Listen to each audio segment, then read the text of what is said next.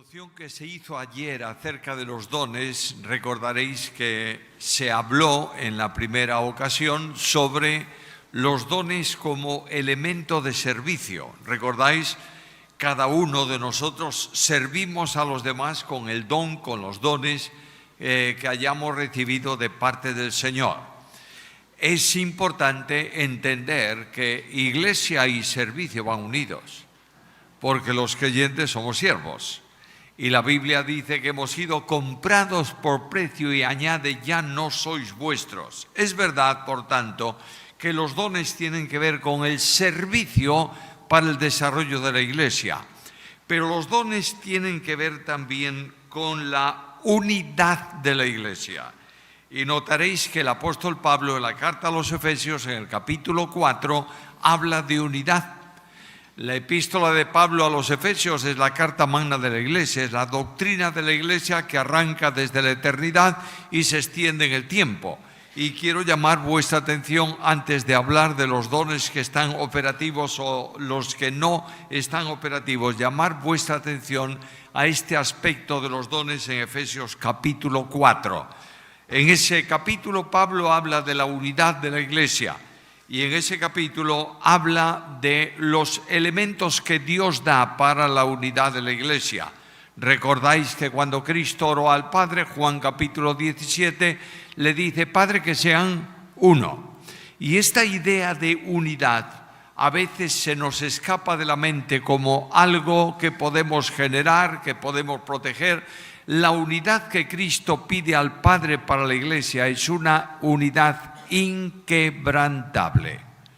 Y él en la oración habla de una unidad que no es posible que se rompa. Y recordáis que él dice, como tú, oh Padre mío, yo en ti. Después dice, yo en ellos, para que sean perfectos en unidad. Quiere decir que la unidad trina del Dios trino se traslada a la iglesia. Y la operatividad intratrinitaria de Dios, que mantiene cohesionada la unidad de las personas divinas, porque participan de esencia y de naturaleza, son individuales, pero no son independientes. Ese trabajo intratrinitario de unidad se está produciendo esta mañana en tu vida y en la mía, para que esa unidad vinculante en todos permita la realidad de lo que Cristo pidió, que la iglesia sea una. Ahora, el Dios de la gracia, que abunda en dones y responde más grandemente nuestras peticiones de lo que podemos imaginar, lo hizo también con la petición de Jesús. Y el apóstol Pablo habla aquí, en cuanto a la unidad, de bases de la unidad, primeramente en este capítulo 4, y habla de tres bases divinas, ya que la iglesia descansa, se fundamenta sobre Dios trino.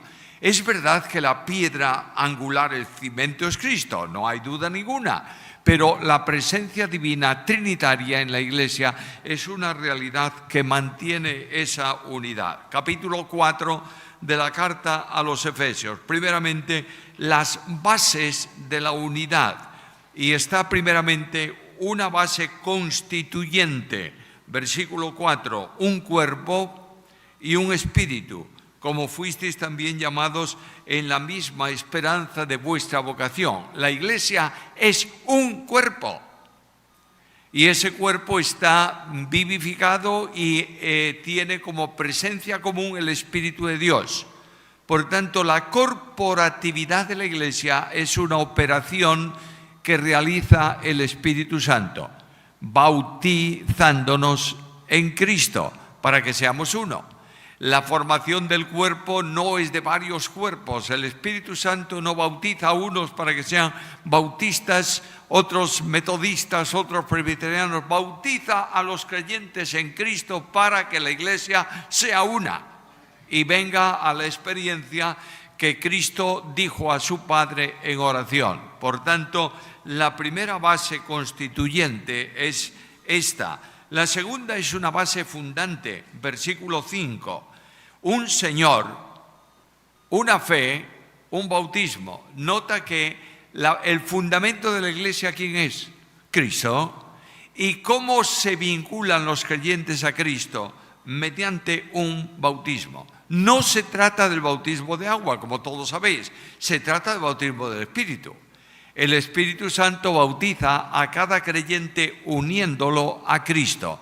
De manera que, en primer lugar, tenemos un vínculo que constituye un elemento de esperanza, que es precisamente la vocación de nuestro llamamiento, luego un Señor, una fe, un bautismo, y en tercer lugar está la idea o la base inmanente, que es el Padre. Se menciona ahí en esa parte del versículo cuando dice: un Dios y Padre de todos, el cual está sobre todos y por todos y en todos. Y venimos a tener otra experiencia trina en relación con el Padre.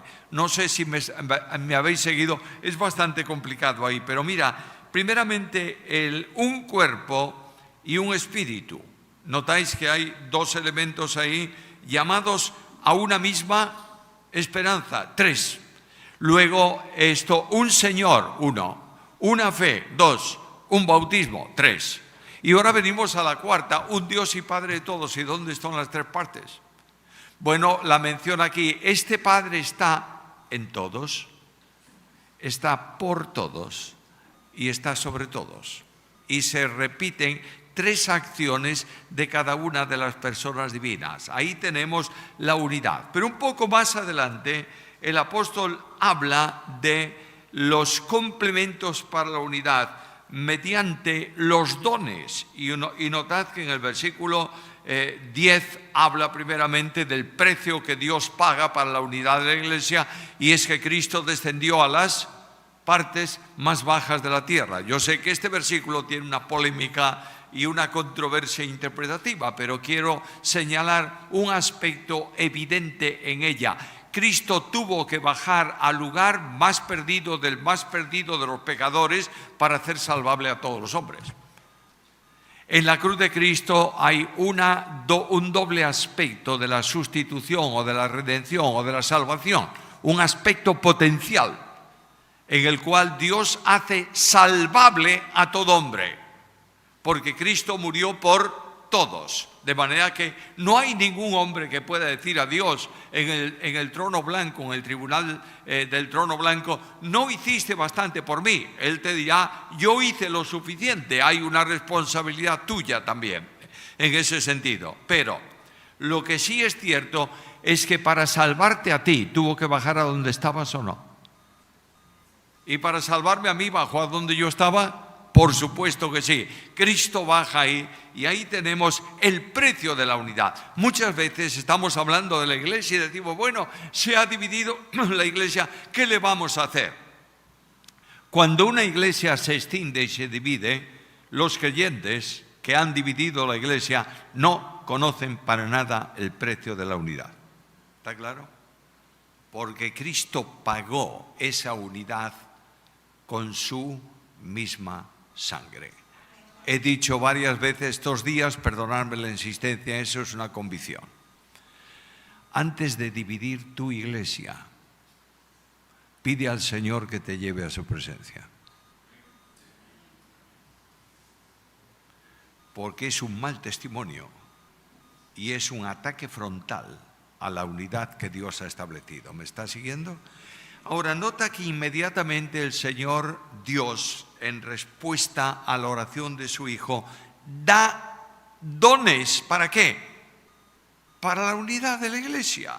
Y ahí tienes esto: Él mismo constituyó. Esa palabra constituir es un poco demasiado expresiva en castellano. Lo que dice el texto griego es que el mismo Dios dio, regaló, otorgó, porque constituir es poner en un pedestal.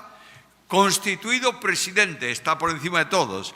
Los dones están al servicio, y los que tienen dones son ministros que sirven los unos a los otros. Él mismo constituyó a unos apóstoles, a otros profetas, a otros evangelistas, a otros pastores y maestros. ¿Para qué?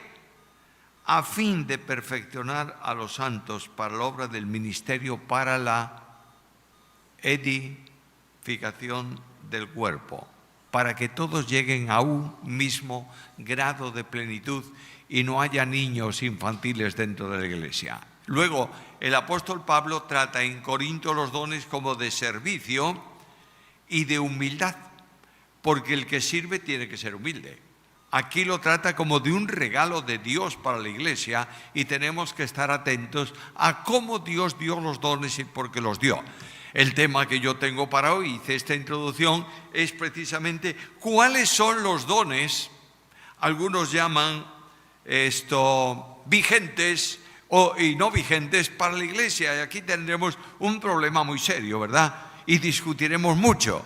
Mencionaba con un hermano esta mañana que ayer por la noche buscaba mis notas viejas por ahí y encontré una nota que no sé de quién es realmente, que habla de los dones, de que los dones que Dios dio a la iglesia en el siglo I, en Hechos capítulo 2, han desaparecido, no están ya. Y la pregunta es ¿todos? Y la respuesta de él es todos. Y dice que esos dones se extinguen con los apóstoles y con la iglesia del siglo I y que ahora lo que Dios da son elementos para realizar las funciones, pero no los dones. Bueno, yo quiero respetar mucho el pensamiento de este hermano, pero no concuerdo con él en nada.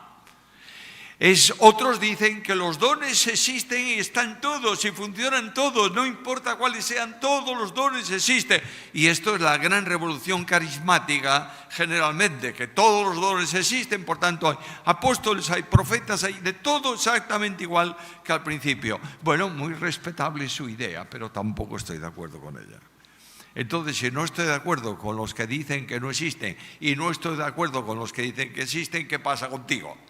Bueno, hay una vía media que tenemos que estudiar y examinar. Los dones son dados para la edificación de la iglesia. ¿Está la iglesia edificada? No, Cristo dijo, yo edificaré. Por tanto, se necesitan dones para ese ministerio de edificación de la iglesia que sigue creciendo hasta que se complete el último de los hombres elegidos por Dios, de las personas, y la iglesia se complete y el Señor venga a buscarla y la lleve a su presencia. Todo eso lo sabéis muy bien. Pero si tú quieres examinar un momento los dones conforme a lo que Pablo enseña en la carta primera a los Corintios, en el capítulo que mencioné ayer, estoy buscando aquí mi nota porque ayer yo me corté en la relación de los dones, no sé si os habéis percibido, y algunos me dijeron, oye, ¿qué pasó? ¿Cómo es esto? Voy a recordaros que en esos dones establecidos por Pablo, primeramente están los dones fundantes, que son los que establecen el fundamento de la iglesia, y son dos: apóstoles y profetas.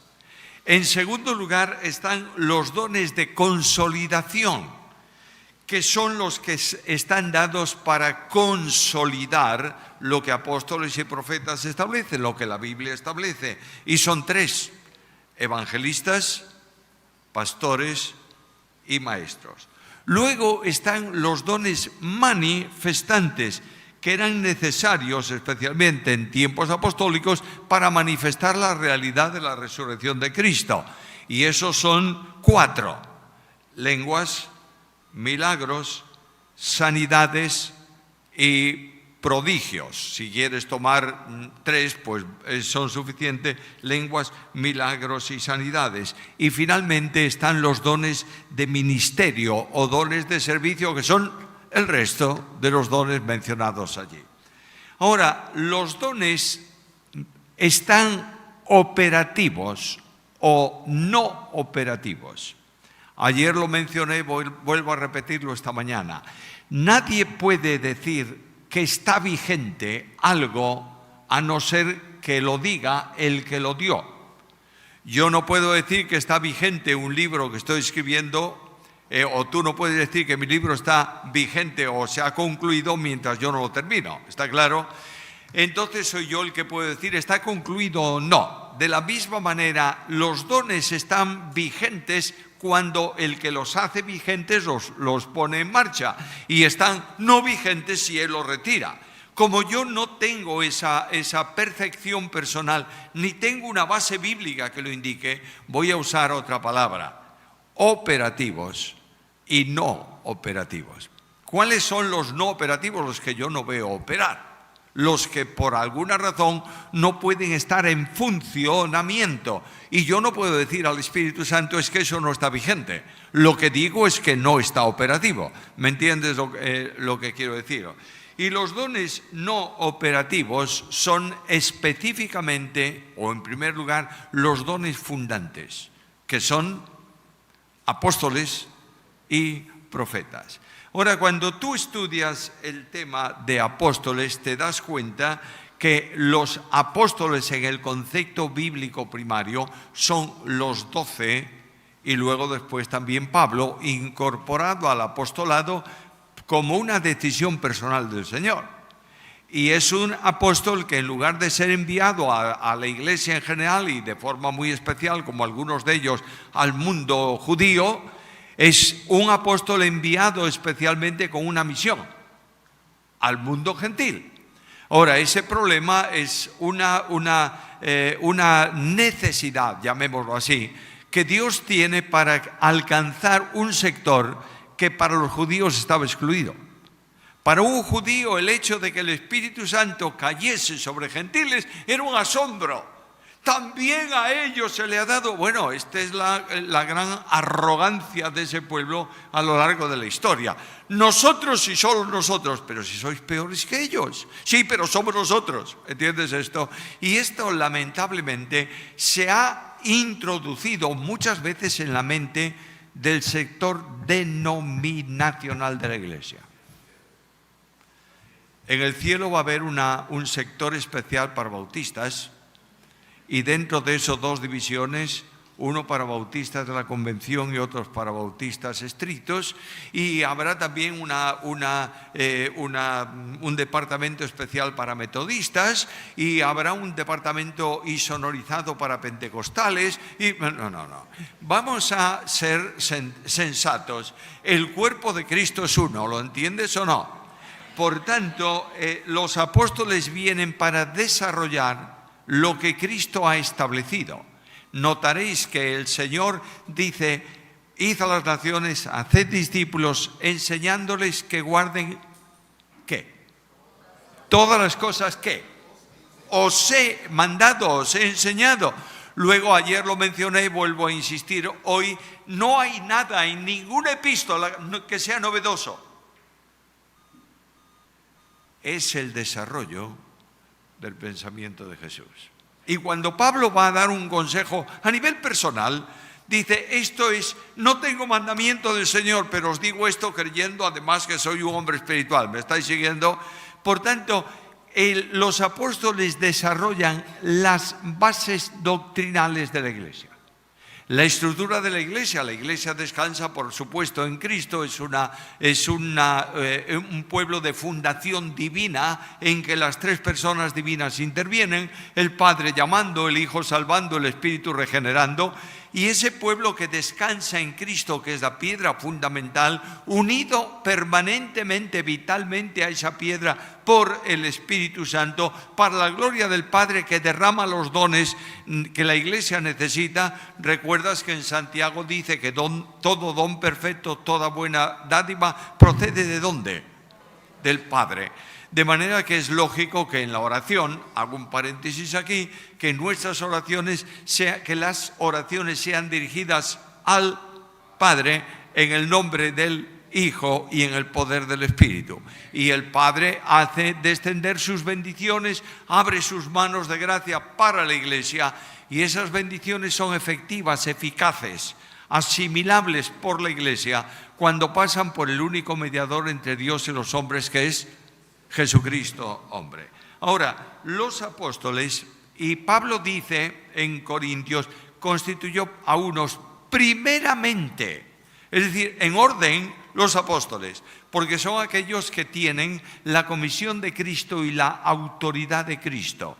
Recuerdas que, por ejemplo, el apóstol Pedro se enfrenta con aquel problema de ofrendas mentirosas de un matrimonio en la iglesia primitiva, en donde aquel matrimonio se había puesto de acuerdo para decir que la heredad se había vendido por lo que no se había vendido, y el apóstol Pedro dice, en el nombre del Señor: has mentido al Espíritu, has mentido a Dios. Y ahí tienes una evidencia clara de que el Espíritu Santo es Dios. Has mentido a Dios. Por tanto, lo que ocurre con esto es que ese pecado tiene una consecuencia: la muerte física. Y ahí el apóstol Juan, más adelante en su epístola, habla de pecados que son de muerte o a muerte, y pecados no de muerte. Dice: por el pecado no de muerte oremos y Dios restaurará, sanará, perdonará. Pero por el pecado a muerte yo no digo que oréis. ¿Por qué? Porque no tiene solución esa muerte. Ahí tienes el de Corinto, 1 Corintios 5:5, entregado a Satanás para la destrucción de su carne, de su cuerpo, para su muerte, a fin de que el espíritu sea salvo en el día de Cristo. Ahí tienes a los de Corinto, que habían dividido la iglesia y venían a participar de la cena del Señor como si nada fuese. Y dice el apóstol Pablo: por eso hay algunos debilitados, no pueden venir al culto, otros enfermos, están en la cama, y algunos duermen, es decir, los ha llevado el Señor. La disciplina de Dios, que expresa la justicia infinita de Dios, es enormemente seria. Dios no transige por el pecado. Por eso la Biblia dice, y Pedro el apóstol dice: sed santos. ¿Por qué? Porque yo soy santo. Notad que no dice cómo, dice por qué. Como quiera que yo vivo en vosotros si sois santos, y mi vida es vuestra vida, ahora no hay opción. Eres santo si vives en mi vida. Si no me vives a mí, no eres santo. Y el mismo Señor dijo en una ocasión a los suyos, hablando, dijo: si el Hijo os libertare, seréis... ¿Sabe lo que dice el texto griego con toda claridad? Solo cuando el Hijo te liberte eres libre. Luego tú tienes necesidad de una vinculación continua con Cristo para que el que te libera, te libere. Y la carne no la vences tú, porque forma parte de ti mismo. La vence el Espíritu, que lucha contra la carne. De ahí la necesidad: andad en el Espíritu. Ahora, este término apóstol en el griego se usaba también para referirse a un enviado. Imagínate que yo tuviese un niño y le digo llamo por teléfono a una tienda y le digo: te voy a mandar mi apóstol para que le des un paquete de galletas. ¿No sería mucho mejor decir: te voy a mandar mi hijo? ¿No es más lógico? Bueno, el término apóstol es enviado. De ahí que, por ejemplo, se hable de Epafrodito como vuestro apóstol. Lo había enviado la iglesia para un encuentro con Pablo, y era el apóstol, pero no es el apóstol en el sentido de los 12. ¿Me estás siguiendo? Esos 12 apóstoles terminaron cuando murió el último de ellos, cuando el Señor los llevó a su presencia. No puede haber apóstoles con la autoridad apostólica por una razón: porque nada puede añadirse a lo que está escrito. ¿Lo entiendes o no?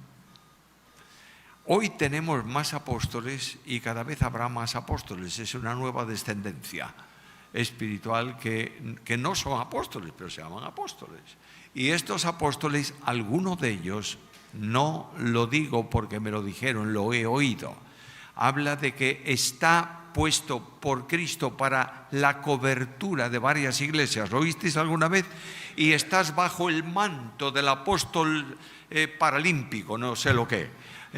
Y ahí viene este apóstol y dice que él tiene la autoridad de Cristo y que lo que él recibe de revelación tiene tanta autoridad como la Biblia. Pero bueno, ¿dónde estamos? No puedes añadir nada a la Biblia, y Dios no habla más que por la Biblia. Y la palabra de Dios es única y se ha terminado, y no puedes añadir nada más. Y todos estos que se llaman apóstoles en ese sentido, son mentirosos. Y Cristo dijo para los líderes religiosos de su tiempo: vosotros no sois hijos de Abraham, sois hijos del demonio, porque vosotros hacéis las obras de vuestro padre, y vuestro padre es mentiroso y homicida, y a mí me queréis matar. No quiero aplicar esto, por favor. No alegoricemos el texto bíblico. Pero lo que quiero deciros es que en la Iglesia de Cristo sobran gente como esta. No hay posibilidad de que el don de apóstol esté operativo porque no puede hacer nada. ¿Me está siguiendo? Segundo, están el don de profeta. Y el don de profeta sí que tiene 3 niveles, por lo menos en el Nuevo Testamento. Uno, el don de profeta para escribir la revelación de Dios. Pablo dice que él está comunicando en sus escritos el misterio. Es decir, lo que Dios tenía reservado en su pensamiento sobre la iglesia y demás, él lo está revelando en un ministerio profético de revelación del misterio de Dios. Se escribe la Biblia y ese ministerio o ese don, en ese sentido, no puede estar ya operativo. Ahora, el apóstol también habla de profecía en cuanto a escatología. Dios ha revelado parámetros escatológicos de tiempos futuros por medio de los profetas. Ahora, quiero hacer una advertencia aquí. El Nuevo Testamento no revela nada nuevo de profecía.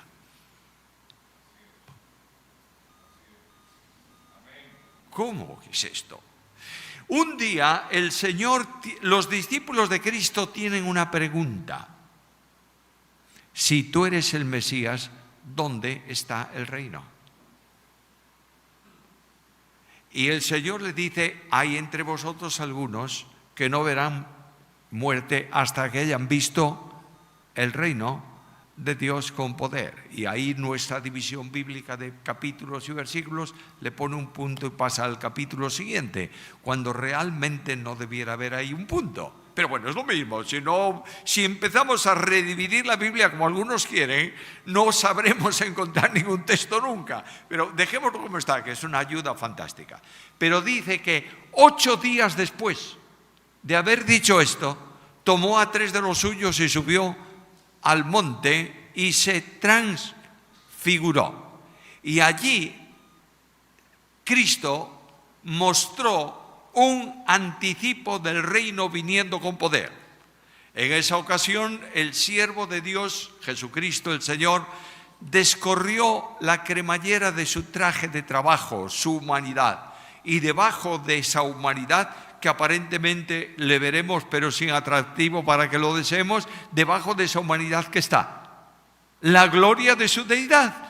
Y ahí resplandece brillante, luminoso, impresionante en el monte, y están los santos de la antigua dispensación, en los profetas que aparecieron allí delante, y están los santos de la nueva dispensación en los 3 apóstoles que están presentes. ¿Y qué es eso? El apóstol Pedro toma esa referencia y dice: no os hemos anunciado las cosas venideras como de fábulas o de cosas que no entendemos, que se nos han revelado, sino como habiendo visto con nuestros propios ojos, ¿qué cosa?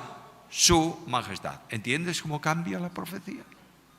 Por eso os decía que no hay nada en el Nuevo Testamento, ni profecía, que no esté expresada en el pensamiento de Cristo.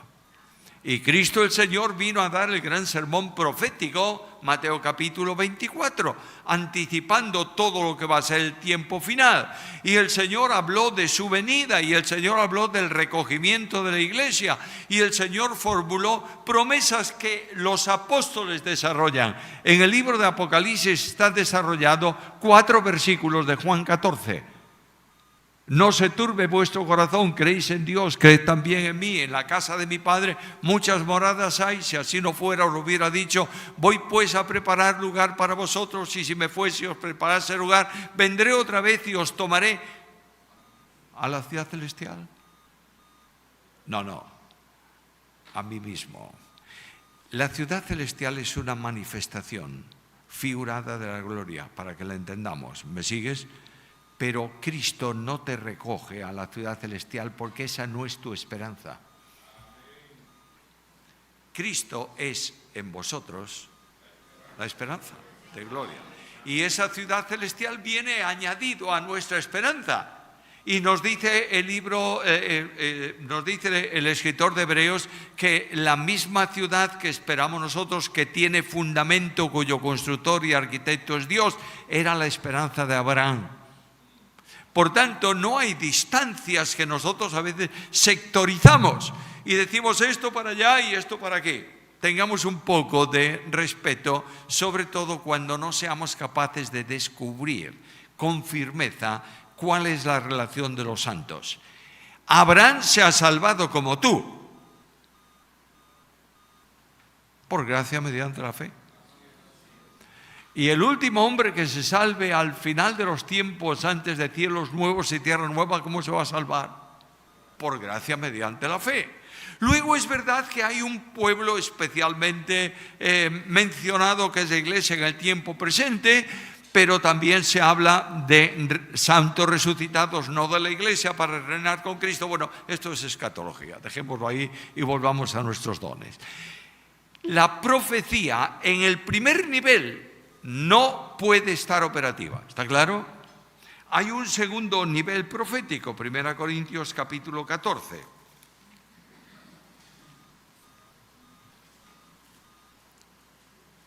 Versículo 2.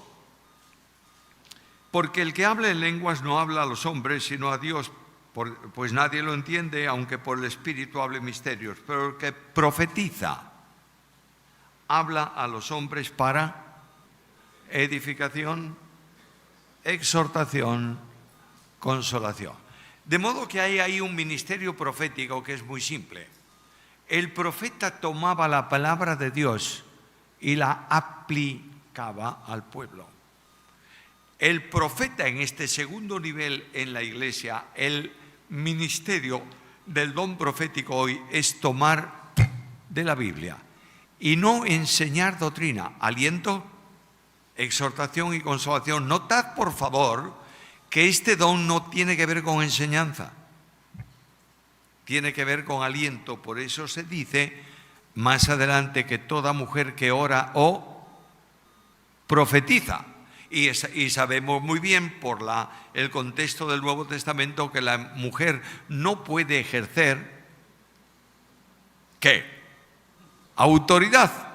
Por eso dice, no permito a la mujer enseñar. ¿En dónde? En la iglesia, ¿está claro? Ahora bien, este don de aliento, exhortación, consolación, pongo un ejemplo. Hermanos míos, está la iglesia muy caída esta mañana. Leamos el Salmo 23. Jehová es mi pastor, nada me faltará, hay lugares. Ahora, alentaros, queridos, porque el Señor es nuestro pastor. ¿Ha enseñado algo? No, simplemente ha aplicado la palabra al consuelo. La iglesia necesita el ejercicio de este don en el ministerio de aliento, de exhortación, que es el que viene al lado, con la Biblia. Aliento, exhortación y consolación. Permíteme decirte que la iglesia necesita mucho más ser alentada que reprendida. Y que hay creyentes que han llorado mucho esta semana, que no necesita que alguien le venga y diga, deja de llorar, que es un mal testimonio. No. Es darle un abrazo y estar consolándolo con un texto bíblico. El pastor ayer mencionaba de uno que tenía ese don, que podía ir el cuerpo pastoral a visitar a una persona desalentada y no pasaba nada, pero iba él con un solo texto y cambiaba la situación, porque Dios le había dado la capacidad para tomar la Biblia en aliento, exhortación, consolación. Esto en nuestra iglesia, en mi iglesia, la mía no es la mía, es donde yo me congrego, donde yo nací, donde me bauticé, donde me casé. Bueno, esa iglesia tan antigua tenía un pastor, tuvo un pastor, que yo cuando hablo de él digo, era un pastorazo. ¿Sabéis lo que significa? Un tremendo pastor. Yo no he visto nunca a este hombre reprender a nadie sin un texto bíblico. Y no lo hacía él. Pongo un ejemplo. Yo estaba estudiando en la universidad y tenía una beca de estudios que si yo suspendía una sola materia, aunque la recuperase, perdía la beca.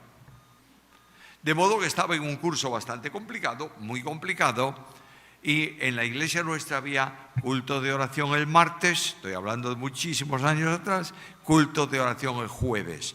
De modo que yo dije, Señor, oraré hoy un poco, pero no puedo ir al culto, porque ese tiempo lo tengo que dedicar a estudiar. No fui el martes. El jueves, lo mismo, no fui el jueves. El viernes por la mañana, en la puerta de la facultad, ¿sabes quién estaba? El pastor de la iglesia. Me dio un abrazo. Buenos días, Samuel, buenos días. No te vi el martes. No. Le cuento. Y no te vi el jueves. No, por la misma razón. Y el pastor metió la mano en el bolsillo, sacó su Nuevo Testamento chiquito, lo abrió, me dijo, lee, por favor. Y me señaló el texto. Mas buscad primeramente el reino de Dios y su justicia, y las demás cosas serán añadidas. Cerró el Nuevo Testamento, lo metió en el bolsillo, me dio un abrazo y me dijo, que el Señor te bendiga. Se marchó.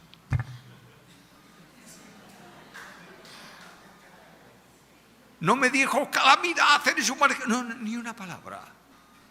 Puso la Biblia, y esa Biblia toca el alma de la persona. Te cuento otra de él, y estaría hablando de él toda la mañana, porque fue un hombre que impactó mi vida. A él y mi abuelo me impactaron tremendamente. Ahora, en cierta ocasión, me veis aquí, no me conocéis, yo era un travieso de marca mayor. No hacía falta que a mi padre le dijeran, cuando había alguna cosa, mi padre me miraba y ya no decía nada. Ya sabía quién era el delincuente. Y un día yo hice una trastada, pero de estas en la iglesia. Y alguien dice, ¿qué es lo que hizo este hombre? Bueno, lo digo rápidamente, porque no se debe decir el pecado sin confesarlo.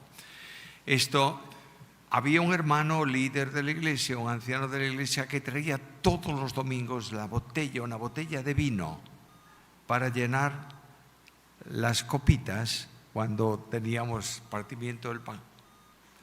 Y el vino que sobraba se ponía en una botella, se hacía vinagre y se utilizaba, porque claro, comprar vinagre en el tiempo en que estoy hablando era un problema. No había dinero para nada. Se utilizaba ese vinagre para poner en la ensalada en la semana especial de la iglesia, donde venía gente y, oye, se le daba de comer y tal. Y el travieso de Pérez Millos, esas botellas de vinagre estaban allí atrás y él ponía la botella de vino delante para llenar las copitas, y el Pérez Millos agarró una botella de vinagre, la sustituyó y puso la del vino atrás. Y se llenó las copitas ¿con qué? Y el primero que participó fue el pastor. Yo lo estaba mirando y él echó mano a la copita. Yo creo que se le pusieron las orejas de punta. Y cuando terminó el culto fue al hermano y le dijo, óigame, ¿qué es lo que tomamos hoy en la cena? Vino, vinagre. Todas esas botellas a la basura. Pero si las necesitamos para comer, pues que coman la ensalada sin vinagre, pero no puedo permitir. Bueno, en fin. Mi padre me miró, me habló, él era anciano de la iglesia y fue al consejo en la reunión y le dijo, yo sé quién es el delincuente. Y les dijo, ya lo he disciplinado. Bien, todo en silencio. Salgo el domingo siguiente por la mañana del culto. Y en el pasillo estaba este hombre que llevaba el vino y me miró. Me dijo, ¿tú hiciste esto? Sí, señor. ¿Y tú eres salvo? Sí.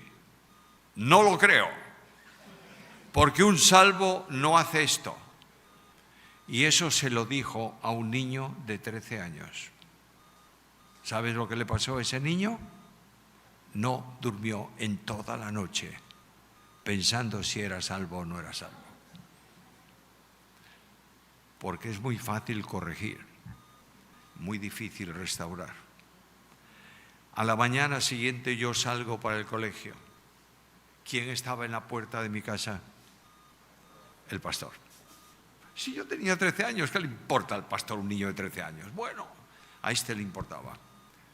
Y me dijo, ¿vas para el colegio? Sí. ¿Puedo acompañarte un rato? Claro, ahí viene conmigo. Y de pronto llegamos al primer cruce de calles. Me dijo, ¿qué te dijo ayer don fulano? No, nada. Nada, no. Porque yo estaba allí. ¿Qué te dijo? Y le conté. Y él se agachó, se puso a mi altura y me dijo, lo que has hecho es malo. No lo hagas más. Pero aunque hayas hecho una travesura 3 veces mayor, tú eres salvo. ¿Entiendes? ¿Tú sabes cómo cambió mi mañana? Yo me fui al colegio feliz.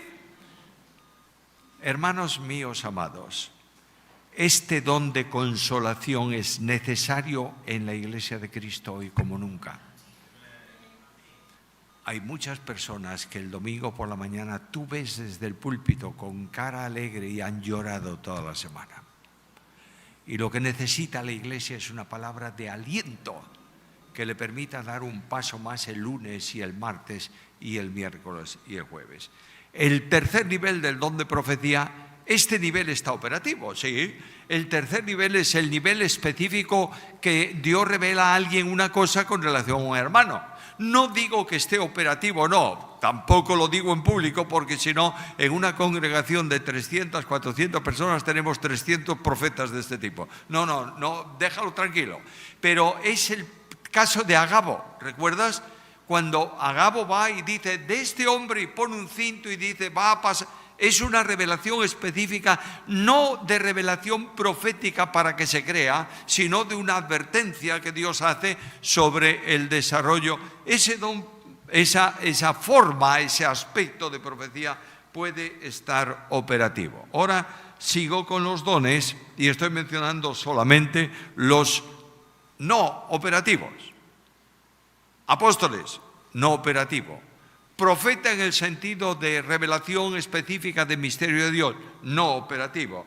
Y sigo adelante y llego a los dones manifestantes. ¿Qué son dones manifestantes? Los que de alguna forma manifiestan algo y ponen en evidencia algo. El primero de esos dones es el don de lenguas. Ayer lo mencioné de pasada. El don de lenguas, la palabra lengua, vuelvo a repetirlo esta mañana, la palabra lengua, todas las veces que aparece en el Nuevo Testamento, sin excepción ninguna, se puede traducir por idioma. El que habla en idiomas, en ese sentido, todos, tengo un montón de citas aquí, pero está ahí. El don era como señal para quienes. Mira, por favor, 1 Corintios 14 y versículo 22.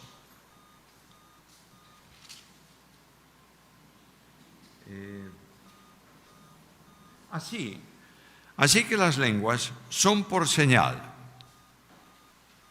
no a los creyentes, sino a los incrédulos.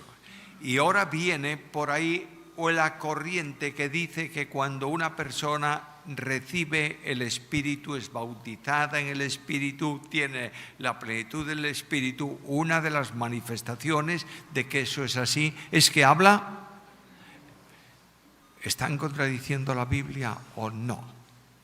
Abiertamente. Porque ese don no es para los creyentes, para manifestación de creyentes, sino para los incrédulos, porque efectivamente las lenguas en la Biblia, los idiomas no conocidos en relación con alguien o con algo, pueblo de Dios, no importa en qué dispensación sea, tienen que ver siempre con juicio. De modo que los profetas dicen de Israel, en lenguas de tartamudos hablaré a este pueblo, está hablándole, le voy a hablar de un idioma que ellos no entienden. Cuando avisa, ¿qué cosa? La invasión de Nabucodonosor, la invasión del pueblo de Israel y la llevada de este en cautiverio. Ocurre también más adelante en la misma historia de la Iglesia como señal de juicio. Y Pablo lo menciona en uno de sus escritos cuando dice, citando, con esta lengua, con otras lenguas hablaré a este pueblo, señal de juicio. Ahora, en tiempos del descenso del Espíritu Santo, los hombres que estaban congregados en Jerusalén, muchos de ellos no eran hebreos, pero muchos de ellos no hablaban hebreo. Recuerdas que hay en la misma Jerusalén hay sinagogas de los griegos, lo lees ahí. Es decir, hay creyentes hebreos que han nacido en el mundo helenista y hablan griego, no hablan hebreo. Por eso esto vino a apoyar esta forma también la versión Septuaginta. Tenemos una versión en griego de la Biblia hebrea, utilizo esta versión, los apóstoles la usan mucho, la Septuaginta, de manera que esto es bueno para que los que no saben hebreo o no pueden leer hebreo, por lo menos lean la traducción del hebreo. Pero estas lenguas, se dice que estaban asustados, asombrados, los que escuchaban hablar en lenguas, ¿haciendo qué? Alabando a Dios. Y ahí, para que sepamos que son lenguas, dice partos, medos, elamitas, los del otro lado del río, etcétera, etcétera, etcétera. Por tanto, está hablando de qué cosa, hermanos, de idiomas. ¿Es verdad que este don estaba operativo en tiempos apostólicos? Sí, pero muchas veces se usaba para orgullo personal. ¿Qué es lo que querían los corintios? ¿Qué don querían los corintios? El don de lenguas. Y resulta que aquella iglesia era el desorden organizado, porque no estaban en dependencia del Espíritu. Cada uno quería hacer lo que mejor le parecía. De modo que como los dones de lenguas eran impactantes a todos, yo tenía el don de lenguas, me levantaba en el culto y me ponía a hablar en lenguas. Hablaba en alemán. Y tú, que me oías hablar en alemán, te ponías a hablar en italiano al mismo tiempo. Y el otro se ponía a hablar en ruso. No, estoy contextualizando. Al mismo tiempo y al cabo de un rato están hablando una docena de personas al mismo tiempo a gritos para que se les escuche. Y Pablo dice, ahora imagínate que entra alguien de afuera. ¿Qué va a decir? Que estáis locos. Y le dice, silencio. En el culto, 3 como mucho, y que alguien traduzca. Luego ahí tenemos, junto con el don de lenguas, interpretación. Y si no hay quien interprete, ¿qué? Calle en la iglesia. En Vigo tenemos una iglesia que el fundador de esa iglesia es la primera iglesia pentecostal Asambleas de Dios. El hombre que fundó esa iglesia en Vigo, un misionero, vino de Puerto Rico, vino con su esposa y 2 niñas pequeñas y desembarcó de un barco que lo trajo, claro, sí, un barco, claro está. Se bajó del barco en el puerto y vino a la iglesia, buscó la iglesia nuestra que sabía que había, y vino a la iglesia y le dijo al pastor, mire, yo soy misionero pentecostal, mi intención es abrir una iglesia pentecostal aquí en Vigo. ¿Puedo congregarme mientras tanto con ustedes? Si es hoy, probablemente yo soy el pastor, no lo haría, pero lo que le diría, no, a 5 metros de la puerta de la iglesia, porque tú eres un hereje. Pero el pastor le dijo, ¿cómo no? Claro que sí. Eres mi hermano, estate en la iglesia, puedes participar en la oración, puedes participar en el partimiento del pan. Solo te pido una cosa: no pesques en el acuario. ¿Sabe lo que le dijo? No te lleves nadie aquí. Y él dijo, por favor, gracias por recibirme. Y al cabo de un tiempo, no sé cuánto, dijo, bueno, ya tengo un grupito, desde hoy no vuelvo más. El pastor de la iglesia llamó a este hombre y su familia adelante y oraron por él. Y lo encomendaron a la gracia. Y pasa el tiempo y la primera Pentecostal de Vigo es grande. Y un domingo por la mañana el pastor se levantó en su iglesia y le dijo, hermanos, a partir de hoy no se puede hablar más en lenguas aquí. Un pentecostal. Porque no tengo quien las interprete. De modo que desde hoy, si usted tiene lenguas en su casa, puede hacer lo que quiera, pero aquí no. Yo he sido invitado a predicar en esa iglesia y Susana estaba conmigo. El culto era exactamente igual de ambiente y todo que en nuestra congregación. Nunca se ha metido en nada, nunca ha molestado a nadie. Pero yo no creo que ese don esté operativo hoy. Don de lengua, don de milagros. Bueno, milagros es la capacidad que tiene una persona para hacer una señal impresionante para demostrar que realmente Cristo está vivo y funciona. Por ejemplo, en Hechos de los Apóstoles, un milagro era resucitar un muerto. ¿Pedro lo hizo o no? Por supuesto que sí. Otro milagro era producir ceguera a una persona que tenía malas intenciones y era contrario al Evangelio. Esos prodigios, esas señales, esas manifestaciones impactantes no tienen razón de ser hoy, salvo ocasiones excepcionales en obra misionera. Pero quiero decirte que estos dones milagrosos que aparentemente presentan una manifestación extraordinaria, no existe un don más impactante de transformación que la vida de un creyente.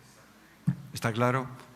En tiempos de Agustín de Hipona, los que sabéis la historia de él, fue un pirata tremendo antes de su conversión a Cristo. Y un día estaba enseñando a los alumnos de un curso bíblico que le estaba dando allí, una enseñanza de catequesis, y le dijo, hermanos, tenemos que creer en los milagros de Cristo, en los grandes y en los pequeños. Y un alumno le dijo, ¿y cuáles son los pequeños? Y dijo, pues mira, la multiplicación de los panes y los peces, la calma del temporal, la sanidad de los leprosos, la resurrección de Lázaro. Y él le dijo, ¿y los grandes? Y Agustín se puso a un lado y dijo, mírame, yo soy el milagro más grande de Dios. Era un perdido y soy un hijo suyo. Esto es lo que el mundo necesita. El mundo no necesita el show dominical, que no es verdad, que es subjetivismo absoluto. Y si quieres una prueba de eso, no lo hagas, por favor. Yo te invito a una reunión en donde comenzamos la reunión con música elevada. Y cuando ya la congregación anda con los pies por el techo, porque la música influye en el ánimo de la persona, y cuando ya no puedes más porque estás saltando y demás cosas, una música súper suave, que te desconcentre el cerebro. Y de pronto, emociones y llamamientos a algo que producen milagros que no son milagros. En el mejor de los casos, son sugestiones del individuo. Ese don no está operativo hoy en general. Ahora, yo tengo informes, y tú también, seguramente muchos de vosotros, de misioneros en lugares en donde están rodeados de una idolatría tremenda y nadie cree que Cristo tiene. Esos misioneros han hecho milagros impresionantes. Bueno, por tanto, Dios hace operativo el don cuando se necesita, pero no permanentemente. Luego están el discernimiento de espíritus, y termino con ese don ahí.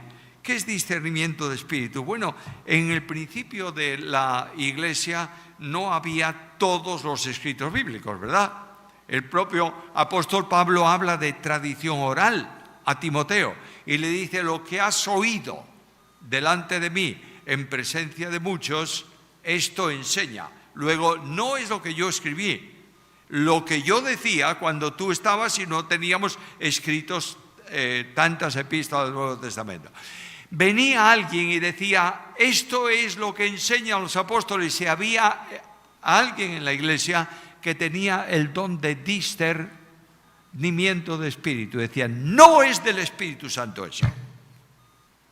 Y tenía un control de cuidado de la enseñanza de la iglesia. Luego están el resto de los dones que sí están operativos. Tienes la gracia de dar. No hablemos de ofrenda, por favor, que eso suena muy mal. Bueno, es un sacrificio vivo. ¿Sabes eso o no? ¿Sabes que los creyentes como sacerdotes estamos llamados a ofrecer 5 sacrificios espirituales? Uno de ellos la ofrenda, que dice: he recibido todo, lo he recibido, tengo sacrificio de olor fragante, aceptable a Dios. ¿Entiendes esto? Hay 5 sacrificios, ofrécelos para gloria de Dios y adoración del nombre de Cristo. Termino. Los dones están para servir, ¿sí o no? ¿Lo hemos aprendido ayer todos? Amén. ¿Lo haces? ¿Te has despertado esta mañana con espíritu de servicio? No importa el don que tengas. Vas al pastor de la iglesia y dice: hermano, querido pastor, quiero servir. No te va a decir: no, ponte a un lado, que eso está ocupado, ¿no? Vamos a servir con los dones que recibamos. Los dones están dados para edificación del cuerpo, ¿verdad? Luego, un cuerpo raquítico es el cuerpo que no tiene ministerio de dones. Ayer ponía un ejemplo de un miembro pequeñito. El menisco, ¿sabe lo que es, verdad?